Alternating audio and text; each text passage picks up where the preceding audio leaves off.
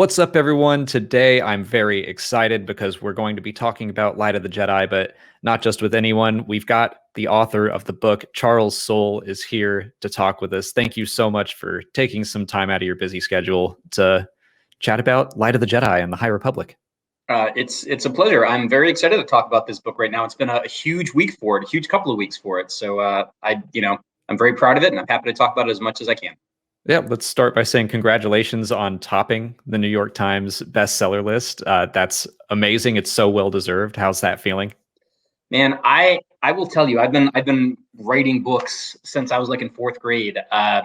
Most of them were not were not very good until sort of more recently, but I always kind of had this as a goal, like for basically my entire life. And so, as a creative person, so to finally achieve it feels like, I don't know. I was out yesterday. I was going for a run because I had so much nervous energy. Like apparently the New York Times sends out the list or sends out the emails at 5:03 p.m. on the dot. It's a very precise time, and as that time approached, I just got more and more like crazy. And so I went for a run, and then I found out while I was on the run, and I just sort of stopped and stood there. Like I got off the phone and I just stopped and sort of stood there and looked at the sky for a while because it was such a like. It was amazing, and to do it through Star Wars, which is something I've loved my entire life too, felt really, really good. That's fantastic. I mean, I want to say that Light of the Jedi was immediately one of my favorite Star Wars books. And one of the ways I know that is because, I mean, I spend so much time reading Star Wars, watching Star Wars, but like I finished it. And right as I finished it, I was like, I have to read this again just because like I wanted to, not just like for the channel or whatever. And so I'm on my second read right now, and I just love it to death. So it holds up on a second read? Oh yeah. That's fantastic. It's even more like there's less pressure, so to speak, for me, where I'm just like, I can just read this, and I'm not like taking notes or anything. I'm just reading the story, and it's great fun. Hopefully, I mean, as you read through it a second time, there's a lot of stuff that's seeded in terms of what's going to happen, what happens at the end. And so you can kind of see those things being laid down and the pieces and everything, which I hope is fun. Yeah.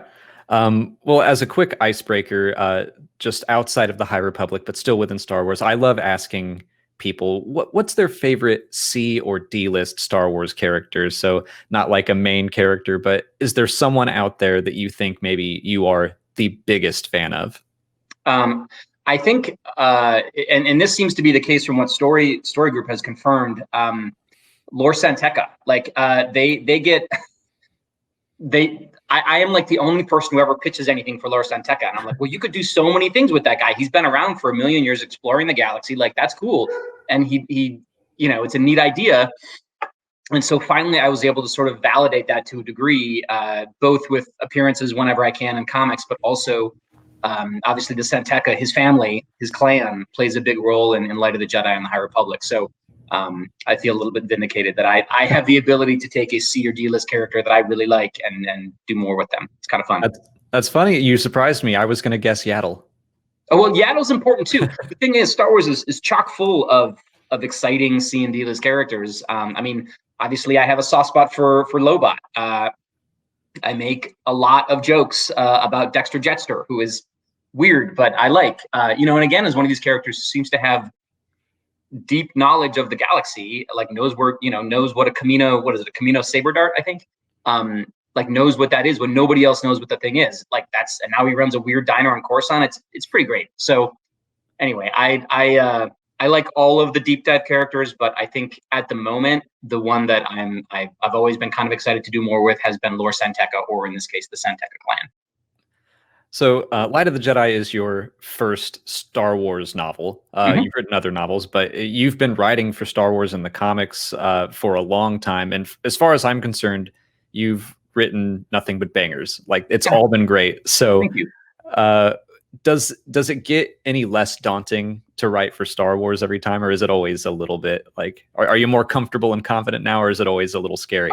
I mean, I think I know what I'm doing, hopefully, writing Star Wars stuff. Like my first Star Wars project was the Lando miniseries with Alex Maleev and Paul Mounts, and that came out in 2015. So, I've been doing this now. There has never been a time I have not been writing Star Wars since then. So I've been writing Star Wars nonstop for 6 years. sometimes more or less intensely, but it's been a constant. And so if you do something enough, you get your feet under you. But the thing that has happened is, the stakes have gotten more significantly higher, I guess, with each project. So, if that first Lando miniseries didn't work or didn't land, it would have had a big effect on me, because I probably wouldn't have gotten to write more Star Wars, but it wouldn't have been a big deal in the fan. It was like, oh, there's that garbage Lando mini, what a bummer. But now, like, that worked. And so then it was Obi-Wan and Anakin, then it was Poe Dameron, and then it was Darth Vader, which was like the first time. I mean, Poe Dameron was pretty big too, but the following up Kieran Gillen on Darth Vader, the Darth Vader comic for 25 issues with Giuseppe Camicoli, was like, that was the first really, really big swing, because it was a really important time in Star Wars canon. It's right after Episode 3. Darth Vader's new to the suit. All the things we know about what that series had to do. And the funny thing about writing these high-profile Star Wars projects is that you don't just feel a responsibility to, like, yourself and your career. You feel a responsibility, like, to Star Wars, because canon is locked. So whatever stories I tell are the story. If I was going to tell the story of Darth Vader finding his first, like, getting his first lightsaber, like, where did his kyber crystal come from? All of those things. I wanted it to be epic and memorable, and to stand alongside anything that was done in the films. Likewise, where did he get his castle? Rise of Kylo Ren was another one, right? So as you're doing these projects that are sort of increasingly sort of central to the overarching canon, and answering questions, maybe that's another way to put it, like answering questions that fans really have always wondered about or really want to know.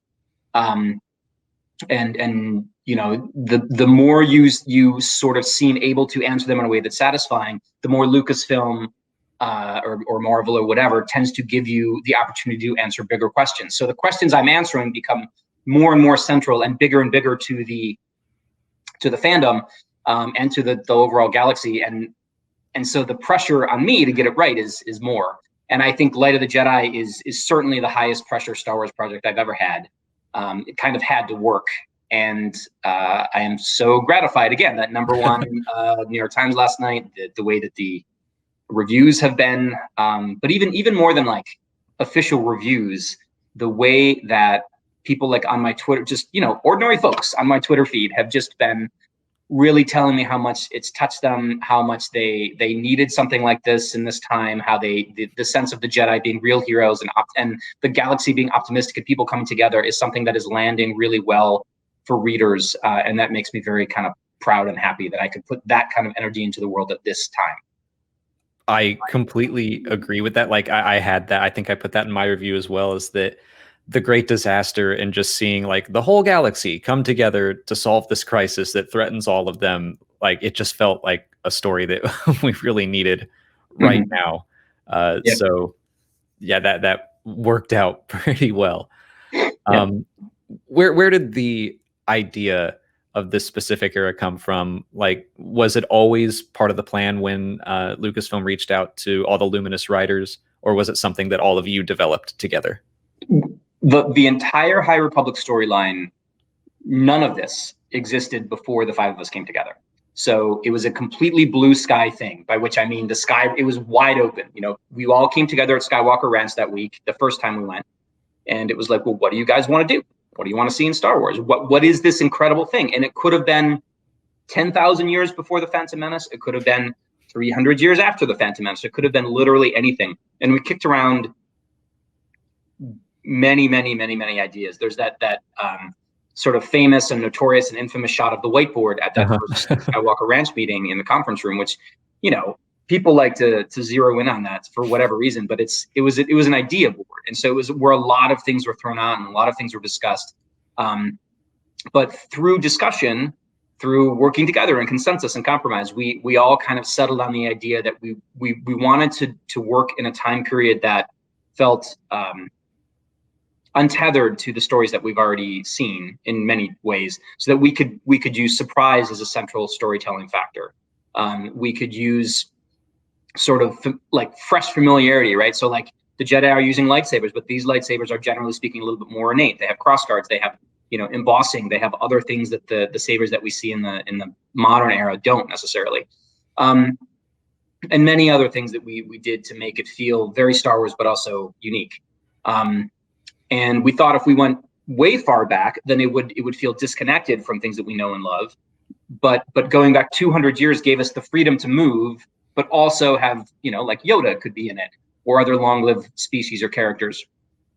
Like Jabba the Hutt is around at some point, like he's in the galaxy at this point. I'm not saying Jabba the Hutt shows up in this is not a spoiler. Just the potential. but the Hutts live for 1,000 years. So like there are characters that we know, that the Wookiees are long-lived, etc. So you get what I'm saying, that we can give people sort of tweaks of familiarity, which is your favorite thing in your videos, right? When you sort of point out the connections to existing canon, while also being really free to move. So that's really why we chose this time period, and the specifics and the details of the feel just kind of evolved through a lot of discussion. Mm-hmm. Since you mentioned the whiteboard and people, it's almost become a little bit of a joke about like dinosaurs being up there. Did you have anything like wacky that got thrown up on the board that no one's really noticed? I don't know about wacky. I mean, there, like you joke around in the room, like, there are ideas that we had that were just, well, it's hilarious, whatever, funny things. But we all kind of had, all five of us. And also it wasn't just, the five of us spoke, of course, but it was also Story Group was there, Mike Stiglane, Jen Heddle, so Lucasfilm execs, as well as Story Group, all kind of, we spent a lot of time talking about what is Star Wars, what are the key elements, and things started to become centralized. Obviously the Force is such a unique concept, and the Force had to be part of this in some way, big or small. Jedi had to be part of it. The big dichotomy of light side and dark side, and exploration of those things. We felt like it should be a republic. It should be a galaxy where, that had come together to try to achieve a purpose. Just different things. There were topics like found families, which was very resonant for all of us. The idea that, you find connections throughout your life that can become very powerful. All sorts of stuff. So as far as anything wacky, I believe the dinosaurs were Daniel Jose Older's. He's a big dinosaur fan. But I don't remember anything in particular that was like, goofy. I don't even mean to say that dinosaurs are wacky. Like Star Wars has always had crazy creatures. It's just people have been like, dinosaurs is written on that board. Yeah. So you have written in like every era of Star Wars so far, originals, sequels, prequels, in between. How is that different from basically creating your own? Well, I do, obviously I do a lot of work in comics, not just Star Wars things, but I've written a lot for Marvel and DC, and I've written a lot of my own series. And so this question's come up in many contexts. Basically, what's the difference between writing your own stuff and writing, the next version of Wolverine or Captain America or Darth Vader, whatever. And the short answer is that when you are writing something like a Luke Skywalker story, you have the benefit of every single awesome Luke Skywalker story that's ever been told. That when that character shows up on the screen, people love Luke Skywalker because of all the other times Luke Skywalker has been amazing. But when you're making up a new character, like Avar Kriss, for example, or Buriaga Agaburi, or any of them, you are responsible for making them amazing in whatever way you can, and making them unique and special, and hopefully building to the point where you have the people embrace them as much as Luke Skywalker, theoretically. Who knows? So the good thing is when you're writing Luke Skywalker is that there are all these cues, like we saw in the season finale of Mandalorian, right? Where like the X-Wing shows up, the black glove shows up, the green lightsaber, the black hood. You know who that is because of all the iconography that's been established for him. Not only do you know who it is, but you know exactly when in his journey that is, which is all very, like, Star Wars is so, in the Skywalker saga anyway, it's also keyed with these specific moments. People just know exactly, they're just conditioned to know exactly what's happening. Many fans anyway. But what that also means is that if you're writing Luke Skywalker, like, he couldn't die in that scene at the end of Mandalorian season 2. It was impossible. Like, so his fate, he could only be used in specific ways because we know literally the moment of his birth, we've seen it, and the moment of his death, we've seen both. So we know that there are all these fixed points in his timeline. And so you kind of, it means there's only certain things you can do with him in the storytelling perspective, from a storytelling perspective. But with somebody like Avar Kriss or Buriaga or any of them in the High Republic, you don't know what's going to happen to them. You don't know where their journey is going to go. You don't know why. You just don't know what their path is. And that is phenomenal to have that level of freedom, because you can take the readers, the audience, on a journey that is thrilling, because you just don't know what's going to happen. And there's a certain joy in that as a writer, and I think as a reader, to being taken on that journey. For sure. And like the Great Disaster, the opening of that book is just a constant stream of like, here's a really great character. Don't get too attached to him. Like it happens over and over. And I'm just like, what are any of these people going to live? And it's so, intense. It's such a great opening for this era. Has there been anything that was like a surprising challenge to you with all of this extra flexibility and freedom? Yeah, the thing is, I would say, this is dating myself to a degree, but like, when I was young, I would go, like, there were still CD stores around. You'd go to the CD store, and I remember there's this very specific kind of mental sensation of walking into a CD store, and because of the endless rows of CDs to get, like, I was like, I have no idea what to get. There's too many choices. I don't even know what I think might be interesting to listen to or try to pick up or check out. And sort of that's what the High Republic was at the beginning, because we knew kind of the beats of the story. But when it came to Light of the Jedi, I was like, okay, I know what I want this project to accomplish, but which path do I take to get it done? And how do I weave through all these various elements that need to be handled, from introducing a gigantic cast to an era that needs to be very sharply defined, to the other huge challenge of this, which was developing the Nihil.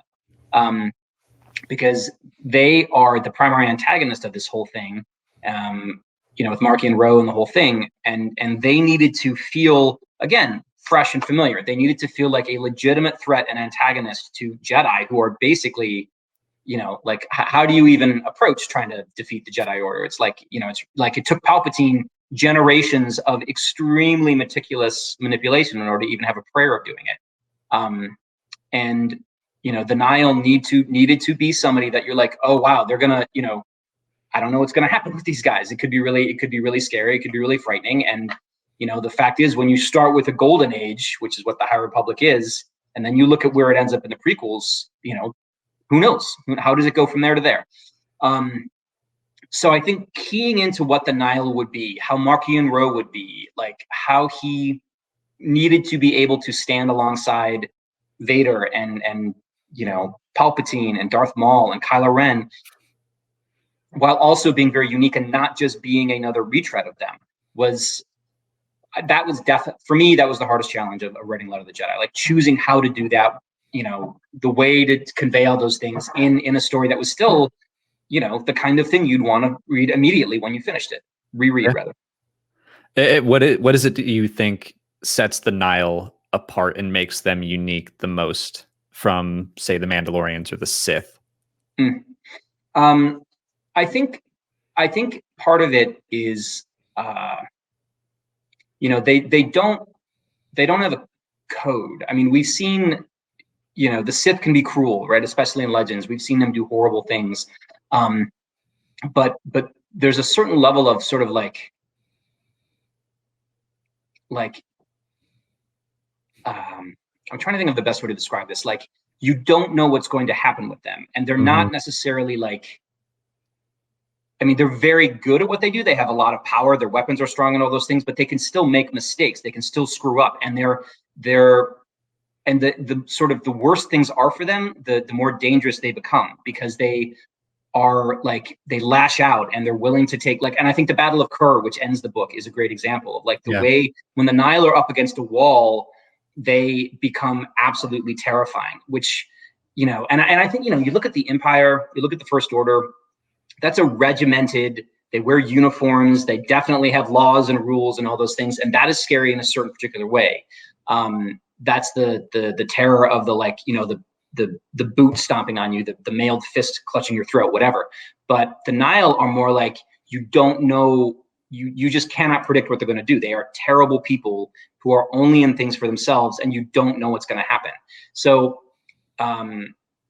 that makes them a very, very difficult, like asymmetric kind of foe to fight for the Jedi and the Republic, who are not used to fighting this kind of battle. And you know, the Nihil's goals are kind of, we just want you to go away so we can do whatever we want. And so we're going to make this as horrible for you as we possibly can. We're going to destroy everything you care about so that you know better than to ever come up against us again. And because of Marchion Ro and the paths, they actually have the power to do that. Like, as Marchion Ro says at the end of the book, he could put a Nihil flagship on top of Chancellor So's palace if he wanted to. He could do it right away. So that's like, you don't know when they're going to show up. You don't know what they're going to bring with them. You don't know what they're going to do. That's scary to me. Yeah, it is. How would you describe kind of the difference between the way hyperspace lanes work and the way that the paths work? Sure, absolutely. So the hyper lanes, generally speaking, the ones that are traveled during the High Republic are, think of them as, you know, highways, basically expressways. And so they are ways for people to travel to kind of well-known destinations, interstate roads, whatever you want to say. And they have, there's navigational data that is provided by beacons along the way. And they, you know, generally speaking, you'll get where you're trying to go if you're going on an established hyperlane. And those have been found and discovered at great cost, and in many ways, cost in people and money and all sorts of things, by hyperspace prospectors like the Santeca clan. So those are pretty well mapped and well used, and it's kind of the way it goes. The further out you get from the core, the fewer those are, because they're hard to find, and it wasn't always necessary to find a route between Outer Rim worlds because there weren't as many people out there, and it wasn't really as part of the Republic. So that's what the hyperlanes are. They're like highways.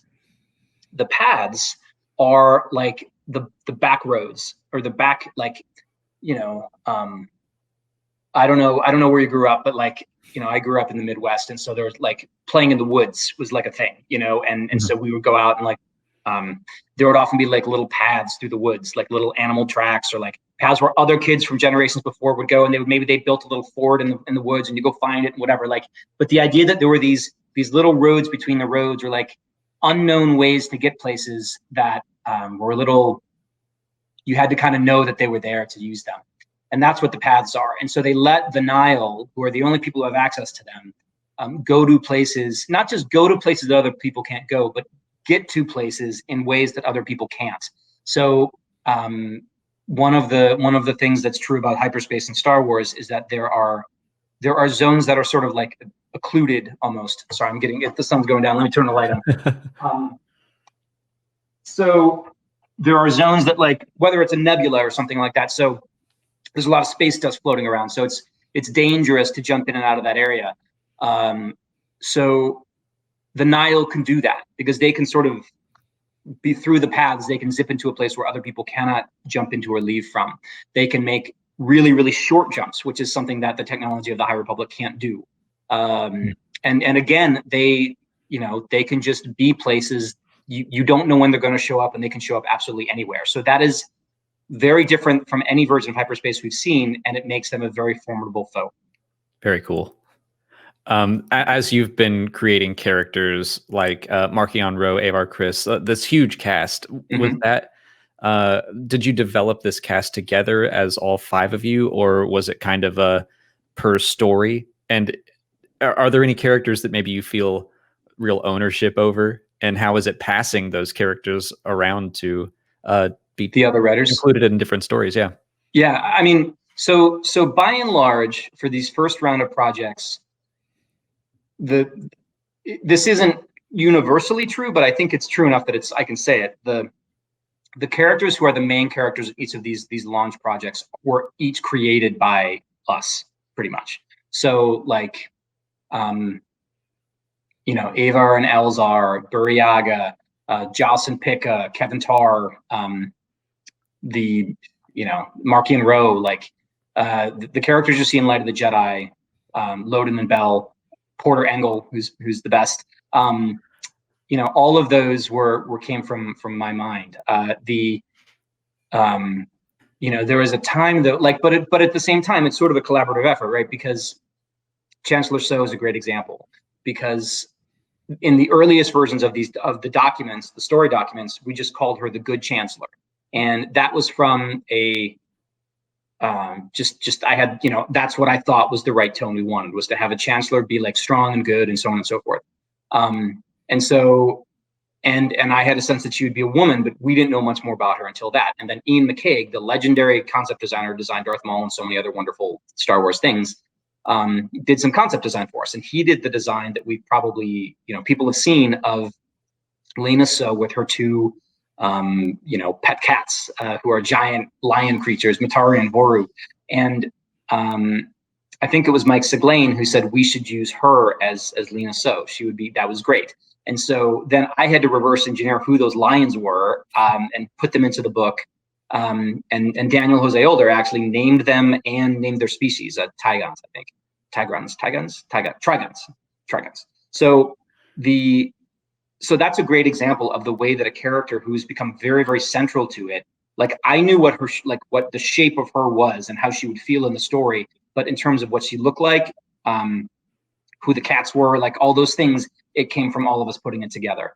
But to get to the second part of your question, like now, the group is working on kind of the second set of projects. And so like Kevin, in like he uses Avar Kriss a lot in the Marvel comic, and Avar Kriss is somebody that I made up, and that she hears the Force as a song and all those things that she does. Those were details that I put into her. But one thing you learn when you're working in comics is that you cannot be precious about characters that you create, because it's sort of, you have to let them go, and it's sort of joyful to see how other creators interpret them and what they choose to do with them. But at the same time, we're all really still involved with all this stuff. So like, it is interesting to know that, some of these people that I really feel close to are being written by other folks. But the good news is I trust all the other Luminous authors very, very close. They're all amazing. So I'm not worried at all about them being sort of mishandled or anything like that. And it's just nice to see other people bringing these people to life. Yeah.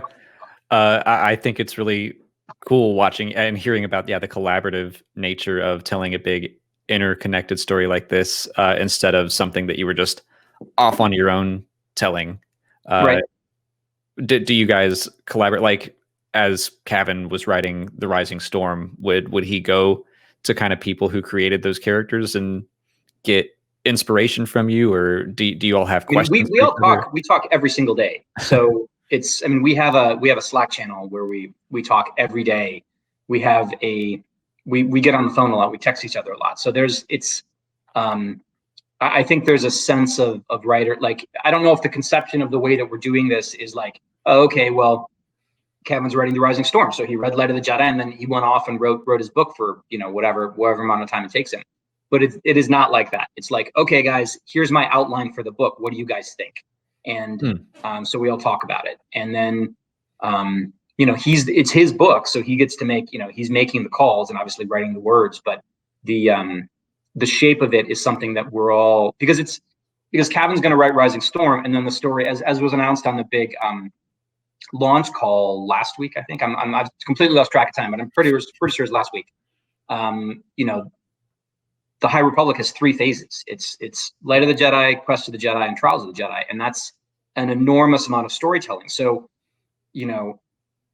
what Cav's doing, and Justina and Daniel and everybody, Claudia, for the second round of projects feeds into the next round of projects and the next round of projects, and so on and so forth, all the way through Trials of the Jedi. So we need to be involved in each other's storytelling, because we will all be writing other parts of the other 2 phases, the rest of phase 1 and the other 2 phases. So, it's important to all of us to help sort of, guide the story as it goes. Yeah. Some people, some fans, myself, others have noticed some of the little crumbs that you've included in previous projects. Dooku Jedi Lost by Cavan has some I think those were the first references to the High Republic after it was announced. But then there's things like The Rise of Kylo Ren having some very fun, sneaky connective tissue with Elfrona, and there's some stuff in Into the Dark that I won't get into just yet. But sure, yeah. How does it feel to see people like picking those elements out? And it's awesome. Like the truth is, we we did that because for fun, for us, we did it because it was fun and we had the opportunity to do it. Like, I was writing those projects. I'm writing the Marvel Star Wars flagship series now. Like, I have the ability to put that connective tissue in if I want to. If I have a planet and I need to put a Jedi outpost there, why not have it be Elfrona? Why not, why not do that fun thing for myself? And I did that with Lord Momin in a lot of my earlier storytelling, just kind of laid seeds down. And so you can kind of get this weird, like, Charles Soule comic book shared universe thing going on, which is a really neat opportunity to do. And we're just doing that on kind of a macro level. We enjoy doing it and it's fun. And so we did it kind of for ourselves, but now that it's happening, we like how people are finding these little bits and pieces. And so when we have the opportunity to add in other things, I think we will continue to do it. I had this question written down and then it was supposed to be a joke, but now I feel like I was going to say, who is your favorite new Jedi and why is it Porter Engle?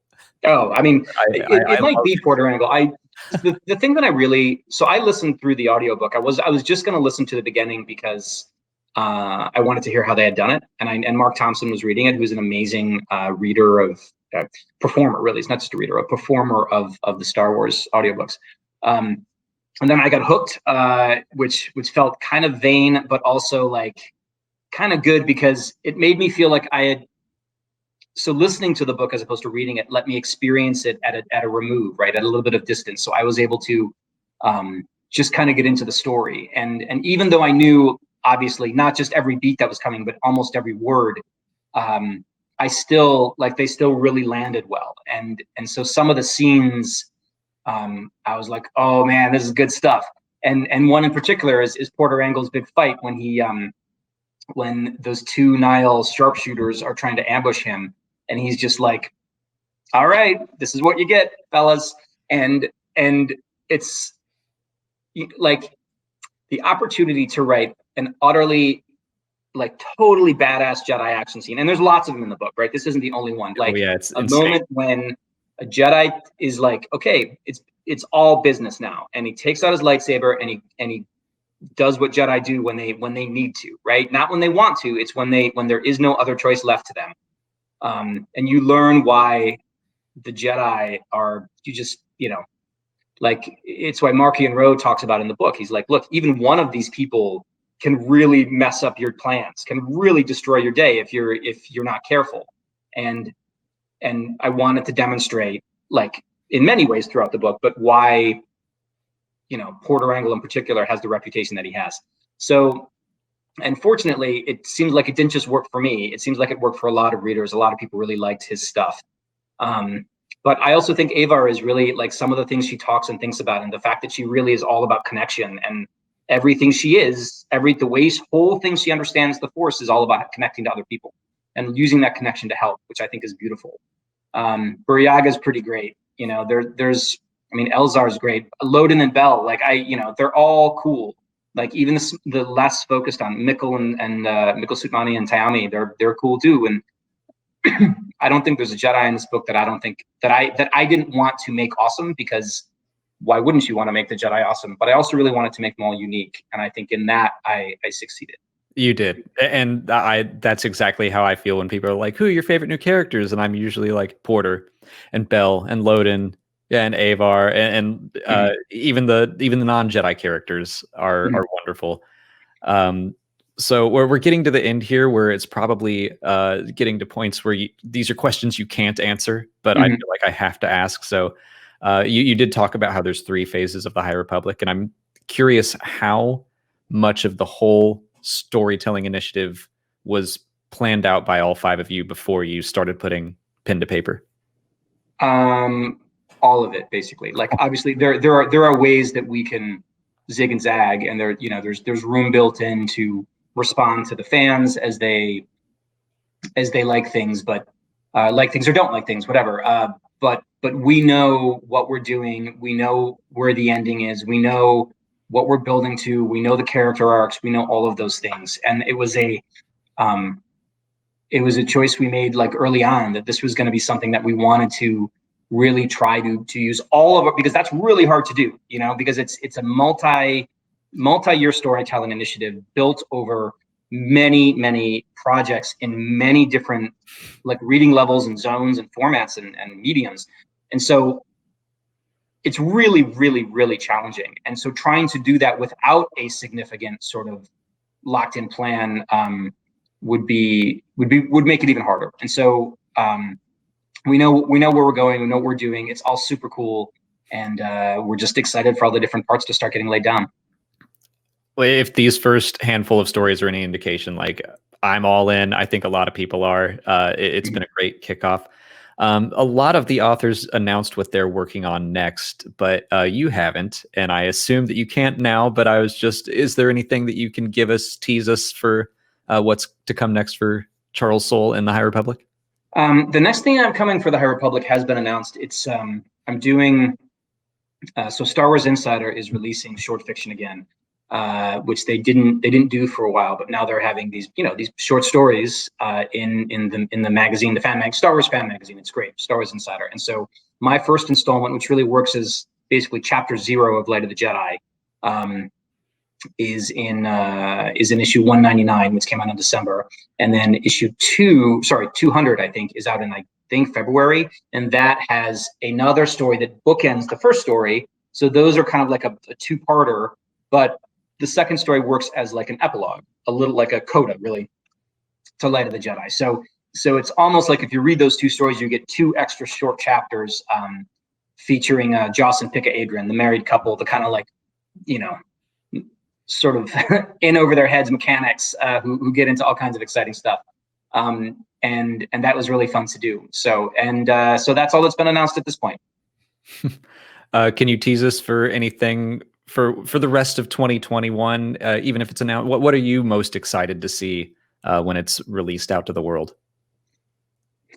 Well, within the High Republic, I mean, there's so much. I don't know. Like I know, one of the things that has really worked well is allowing the audiences to be surprised, and I'm not going to ruin that for anybody. But I know what everybody's working on. I think it's wonderful stuff. I am really excited to see people's reaction to what this story is and what we're actually telling, because these 5 projects, these launch projects are, think of, if you want to think of the 3 phases as like a movie trilogy, right? You've seen the first 10 minutes of the first movie, kind of, I mean, it's more than that, but you get the idea, right? There is a lot of storytelling to come, and a lot of surprises and a lot of twists and turns, so I will say that if you like what's happened so far, and you like the stakes, and you like the universe that we've built here, you are in for a treat, because this is what we're intending to do the whole way through. Excellent tease. We've just seen the tip of the mountain at Monument Plaza, which yes, exactly. One of the best scenes in the book. Thank you. Well, thank you so much again for taking the time to speak with me and everyone watching. Where can people find you online, follow you on Twitter? What other books would you recommend for a Star Wars fan, or comics that you've written? Sure. Well, the best place to find me, if you want a lot of, dumb 280 character tweets, is Twitter. I'm just under my own name, Charles Soule, CHARLES SOULE. I also have a website, charlessoule.com, that has a bunch of sort of updates. You can sign up for my monthly newsletter there, and you can get, I put a lot of exclusive Star Wars stuff available through my web store there if you want. So charlessoule.com, sign up for the newsletter, Twitter. And then as far as my own stuff, for Star Wars fans, if you're an original trilogy person or a prequels person, I think the Darth Vader series is an excellent bridge to between those 2 eras. If you like Rebels, it's got the Inquisitors, it's got a lot of really cool stuff in it. Very proud of that. Did that with Giuseppe Camicoli. I'm very proud of the Rise of Kylo Ren, which gave me an opportunity to write my Luke Skywalker stories in a way that was really gratifying and fun, in much the way I'm sure that Luke's appearance at the end of Mandalorian season 2 was for Dave Filoni and Jon Favreau, and Mark Hamill for that matter. So I would say those 2, and then I'm very proud of my Lando series 2 with Alex Maleev and Paul Mounts from the very beginning of my Star Wars run, and you can see how pieces that are laid down there all feed into the series I'm writing now for Marvel, which is the main Star Wars flagship. I think issue 10 just came out. and that is set between episode 5 and episode 6. So it's really showing the journey of how like Luke became the sort of pretty messed up dude we saw at the end of Empire Strikes Back, missing a hand, the whole thing. I just learned that Darth Vader was his father, maybe, and was really wrecked by it, to that super confident Jedi that we saw at the beginning of Return of the Jedi and in, you know, Mandalorian. So that is all, like, that journey for Luke is part of the Star Wars series I'm writing. There's how did Lando go from this sort of scoundrel who was completely untrustworthy scoundrel at the end of Empire Strikes Back to be a general trusted with the things that he's trusted with in Return of the Jedi? Like, how did the rebels come to trust him that much when he's kind of not really reformed by the end of Empire Strikes Back? So, you know, and all kinds of things. And it's, so that has been really fun if you like the original trilogy stuff too. So honestly, you know, as you said, I've written a lot of Star Wars. I'm proud of all of it. It's kind of whatever flavor of Star Wars you feel like reading. There's stuff in literally every era that's been announced, from prequels, original trilogy to sequel trilogy, and then back to now High Republic. So whatever your flavor is, there's something with my name on it. That I always, when people ask me what's the first, I've never read a Star Wars comic, what should I read first? I always say Lobot, because it's 5 issues long. It's like, if you like this, then you'll like other comics, but it's also just such a great and surprising story. That's always the first thing I recommend. And I was going to throw out the Oracle Year. I haven't read anyone yet, but the Oracle Year is a really great non-Star Wars novel, but I enjoyed it immensely. So I wasn't sure if I was allowed to talk about non-Star Wars stuff on the channel, but yeah, I have 2 original novels that came out before Light of the Jedi. The first is called The Oracle Year, about a guy who knows 108 things that are going to happen over the next year, like future events, and then it's kind of what he does with them. And then the other book, my second book, is called Anyone, which is about technology that gets invented that lets you know, you put your mind in anyone else's body, and it tracks that technology from the moment of its invention to 25 years later, when it's completely changed the world and everyone uses it as commonly as they would smartphones or anything like that. So everybody's zipping around into everybody else's body all the time. And that's a lot of fun. And I would say that if you like the way that Light of the Jedi is incredibly fast paced and incredibly sort of pulls you along, and each chapter has a cliffhanger and you can't wait to keep reading, both Oracle Year and Anyone are where I developed that style. So if you like it in Light of the Jedi, you'll like it in Oracle Year and Anyone as well. Awesome. Well, thank you again for talking Light of the Jedi and just allowing me to gush for a while. If you haven't read it, please do. It is seriously great. But thank you all for watching and listening, if you're listening to the podcast, and may the Force be with you. All right. Thanks for having me on.